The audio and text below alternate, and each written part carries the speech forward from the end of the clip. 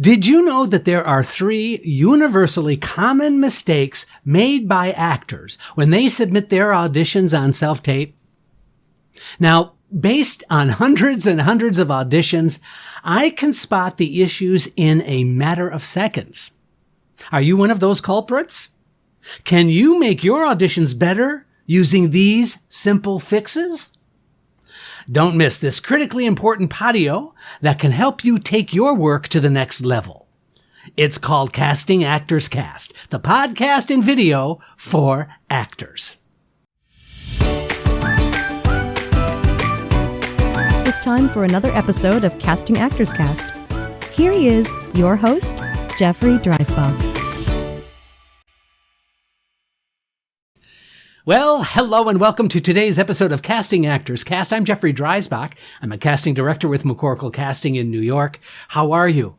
I am doing great today, and I'm really excited to be able to talk to you about these 3 extremely important common mistakes that I see in your self-tapes. But first, this is that moment of the episode where I just simply get to say thank you for tuning in. If this is your first time tuning in to Casting Actors Cast, listen, I couldn't be more delighted. We are a group of acting professionals currently doing our best work that we can possibly do, and we are also tuning in on a weekly basis to Casting Actors Cast. I started as an actor. I made my living as an actor for 20 years, and then I transitioned into being a casting director for the past 12 years. Currently working on 6 feature films, as well as multiple regional theaters, and a huge, I'm talking like big time 4-part miniseries that's going to be shooting in Ireland over the summer. So we've got a lot of work coming in,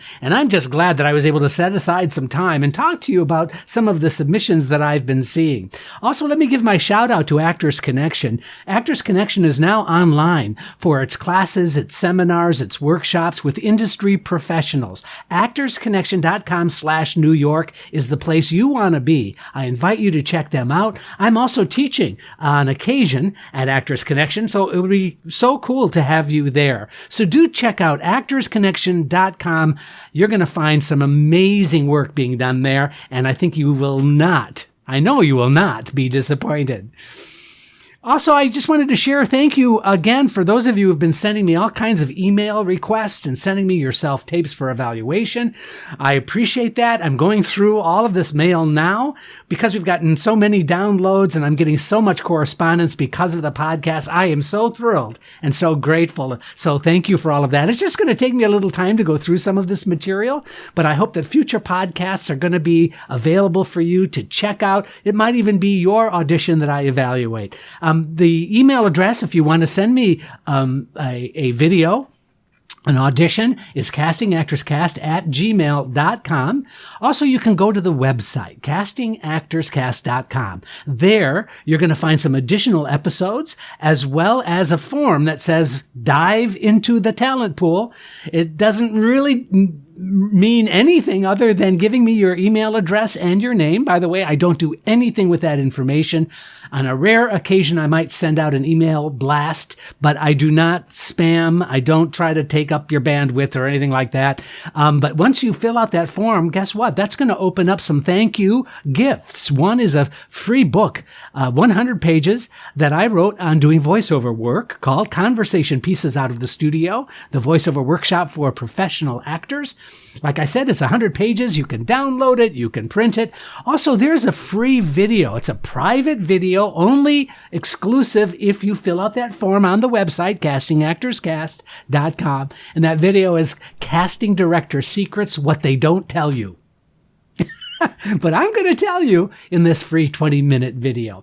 Also, there's a place that has corresponding show notes to each of the episodes. They're called Jeff's Jots.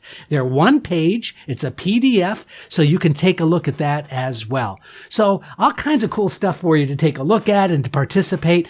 My whole desire in doing this is to help you feel more comfortable, more confident, and to give you as much information as I can about what it is to be a professional actor in the business. So we will talk about acting tips, audition tips. I also talk a lot about the business side of things, which I think is sorely lacking in so much of the training that's going on out there. So that's what I'm here to help you do. And again, my thanks. So let's jump into the subject and really do talk a little bit about the self-tape acting mistakes that I've seen. And listen, this is based upon a recent EPA, Equity Principle Audition Open Call, that we had. And equity designates that if you're going to be doing any casting for a theater in New York, then you must have an EPA, Equity Principle Audition.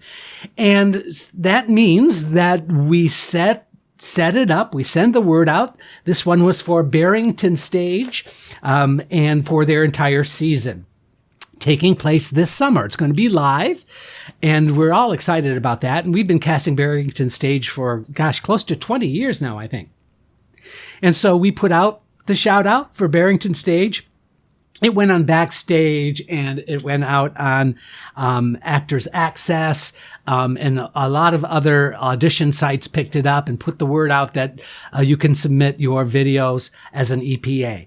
Well, boy, did we get hammered with submissions. We got close, I don't know, I think its last count was close to 1,500 submissions for the EPAs. And so I'm the designated driver for the EPAs for Barrington Stage. So I've been going through these submissions and doing my very best to get every one of these submissions seen. And I can tell you, though, that I have to just be frank with you that I see the same kinds of common errors, and I'll call them errors. They're not really mistakes, but they really are issues that with just the slightest adjustment could make a difference and make a more positive impact on your auditions. And so I was getting tired. I'm thinking, gosh, I've been doing this podcast for 3 years now. I've been evaluating self-tapes live on the air. I've been giving all the tips that I know to give, and people have not found out about this podcast, I guess, yet. So please spread the word. But I do want to go through those top 3 that sort of just, they don't piss me off or anything like that, but it just goes like, oh, if they had just done this, it would have been so much better. You know what I'm saying? There's another situation that happened that I want to share with you, that Pat got a call from a student that Pat had in one of her university training classes. And I don't need to mention the university or the student's name or anything like that, but a very successful actor. And the agent decided to have to let that actor go, didn't want to really pursue working with him any longer. And the reason this agent shared with this actor was that your self-tapes are just not up to the professional standards that we need. And so they just, which is kind of strange to me. It's like, instead of, investing in time to try and figuring it out, they just said, no, it's just not working out. You're not getting the kind of response. And so we're just going to have to move on. And she called, of course, quite upset about that. And so that Pat gave me this student's email and a couple of samples of their audition. And so I'm going to do my best to help that student out. Well, she's no longer a student now. She's actually in the business working. And so I thought, gosh, what a heartbreaking situation. And I don't think actors realize that agents really do need to have the actor as sharp and as, professional presence on their self-submit videos. They have to be really up to speed. They really have to be as good as they can possibly get, because you're now competing with a lot more people. But also, when you make those slight common mistakes, those little things that just don't serve you, it's important that you up your game, that you really do make a concerted effort to do the best work that you can possibly do. So it's amazing to me that there are reasons that actors don't somehow feel the need to address these issues. And that surprises me. They feel like, oh, well, if they decide that my background is what it is and they don't like me because of my background, I can't do anything about that. Well, I guess I understand that, but that's not the kind of thing I'm talking about. I'm really talking about the reality that we have to embrace now, that these self-tapes are not going away. And so the more that you can stay open to suggestions, the more that you can remain a sponge and absorb as much information about the quality of your self-submit videos, I think you're going to be so much better off. All right. So now you get the whole premise of today's podcast. That's the story I want to share. So let's talk a little bit about those 3 issues. Mistake number 1, and I see this so frequently, and I'm shocked, mind you. I am shocked by this. Mistake number 1 is looking directly into the camera when you are auditioning. Hello? When you go into a live audition and you are auditioning in front of a table of the casting director, and there's the producer, and there's the musical director if it's a musical, and there's the reader, and there's a whole group of people sitting behind it. You do not look at them when they are sitting there while you are auditioning. Why would you do that on your self-tape? It's so weird. Here's the answer. Look 3 to 6 inches away to the left or to the right. Place the significant other, whether you're doing a song or a monologue. Don't look into the camera. You're inviting me to participate in your audition, and I need to observe your acting. You understand? So now you just want to make sure that you're looking just 3 to 6 inches away from the camera, enough so I can still see your face. The lighting is good. All of those things are there. You're on the same camera eye line, and that means that your eye line is level right across, and now you're looking directly in that direction so that I can see your face. And now you're acting to the significant other in the room, not into the camera. I've seen so many musical auditions that the singers looking into the camera and singing their heart out. It's a little disconcerting. It's really valuable to not look into the camera when you are auditioning. However, look into the camera when you're slating. So you slate to the camera as if you're talking to the person. The camera lens, whether it's on your laptop or your cell phone or whatever your device, you're looking into the lens of the camera as if you're talking to the other person. By the way, this is a good note for Zoom auditioning as well. Don't be obsessed with looking at the little square box on your laptop. Continue to try your focus. Keep your gaze into the lens of the camera as if you're talking to another person. Now, obviously, you need to shoot a glance down. You need to be able to kind of see the other person, right? Get some information. That's why we have these cameras. That's why we're doing this, is that we get some information. But the primary energy when you're talking to another person should be into the lens of the camera. And if you place that other character just 3 to 6 inches to the left or to the right, after the slate, you shift your gaze. That is the camera frame tip that is going to make a huge difference in your auditions. I promise. All right. Did I sound emphatic enough? Did I sound like I was getting kind of angry about it? I'm not angry. I just really want you to be able to do the best audition you can. I need to be able to see how you're going to play the part. That's what I need to see. I don't want to be an active participant in your audition. All right. That's enough. Beating dead horses here on Casting Actors Cast. Mistake number 2. Sound problems. Sound is a huge deal. Sometimes I'm straining to hear the actor at all. I'm thinking to myself, dude, did you play it back? What were you listening to yourself on? See, the mistake happens when you rely on your laptop or your cell phone's microphone to do the job. And that's a huge mistake. The mistake happens because of the distance, but also the quality of those microphones on our devices is just not that great.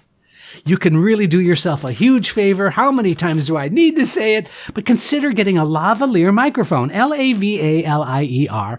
It's got this little kind of clip on the end of it. It's very tiny, looks like a little bug. You clip it to your lapel. The one I have, and if you're not watching the video, that's okay, but this one I'm holding here has a 20-foot, come on, crazy, right? A 20-foot cord that you just good old-fashioned analog, baby. There's no Bluetooth here. You just plug it into your device, and the sound quality is exceptional. So consider a lavalier microphone. Stop relying on your laptop or your cell phone to give you good sound. It just doesn't work.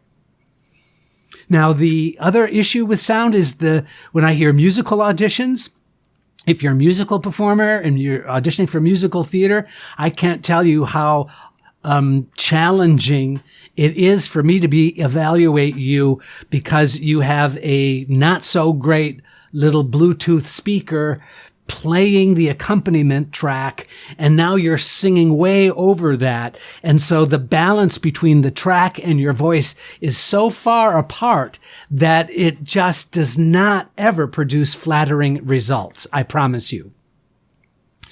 So finding the right balance for the sound means that you need to have a better quality speaker that's playing your track. You need to have a better quality microphone. So you're not in radio terms, they call that pinning the needles, where you're over modulating to the point of distortion. Be really careful about that. Play around with the best balance you can for your musical auditions. The other issue, finally, is the sound sometimes is too harsh, that you have it too loud. And I'm not talking about musical auditions now. I'm just talking about an acting audition where the microphone is too sensitive and it becomes distorted because it is too, the output volume is so high. So you need to play around and come up with the right balance. Also, if you're going to be doing a theater audition and you've got a lavalier microphone and the audition calls for you to be shouty, you need to figure out the best way to balance out the emotional content of the character and how loud you are with a microphone in your presence. Now, that may mean you don't clip the lavalier so close. That may mean you put it in proximity. That may mean that you adjust your yelling thing that you're doing in your acting. So somewhere there's an excellent balance that needs to be struck, okay? So too soft or too harsh is another mistake, but sound is number 2 on our list. Number third.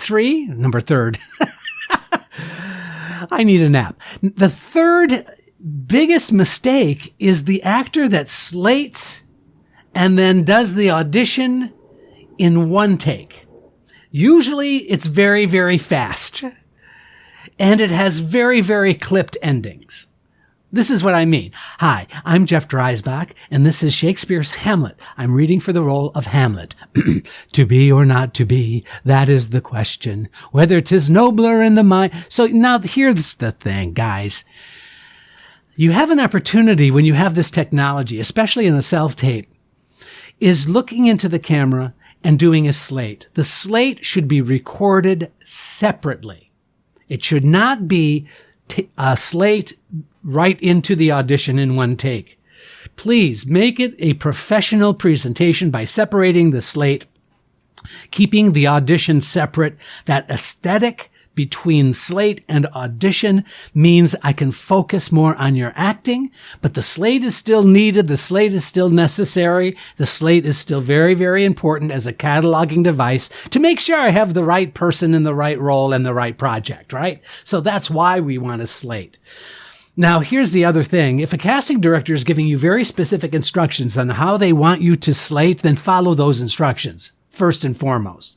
Now, there might be a casting director, I don't know of any, but there might be a casting director who does want you to slate an audition in one take. That being the case, make sure you give a nice, seriously healthy breath, beat, pause between the slate of your name and starting the audition, just as you would do in the audition room if it were live. But now you have a chance with this technology to make your work stand out even more. Let the slate be a separate piece of video. Mark it in the subject line as a slate, then the audition, and you're going to be just fine.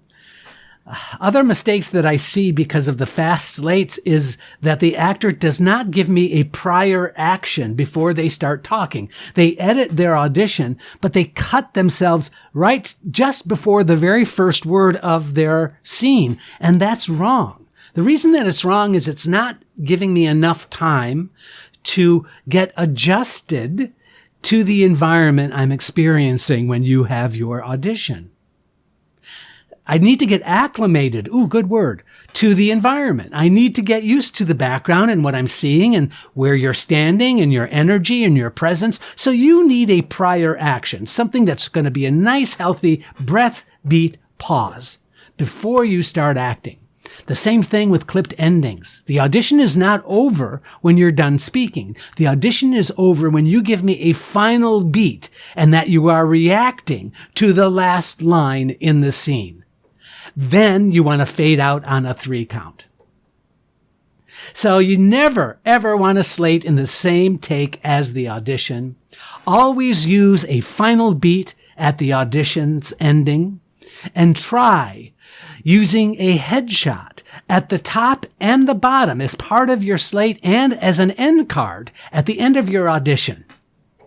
You want to know something? The actor who spends a little time on these 3 issues will be setting the stage for success, I promise.